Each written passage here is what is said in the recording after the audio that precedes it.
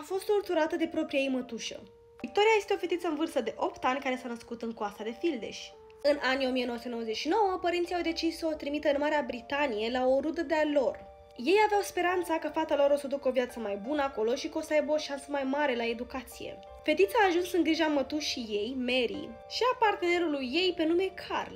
În loc să fie iubită și protejată, ea a fost supusă unor torturi greu de imaginat. Zile la rând ea era bătută, arsă și obligată să doarmă într-o pungă de gunoi. Nu-i dădeau mâncare, nu o lăsau să se spele, iar pe data de 25 februarie anul 2000, Victoria a fost dusă de urgențe la spital. Din păcate a fost mult prea târziu pentru ea, fata a murit în acea seară. Ea avea 128 de răni pe tot corpul, de la cicatrici până la fracturi.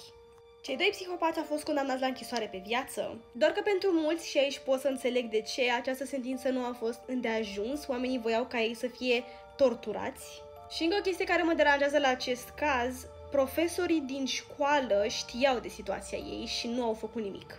Dacă ați rămas până la final, nu uitați de un subscribe pe canalul de YouTube unde postez content regulat în fiecare săptămână.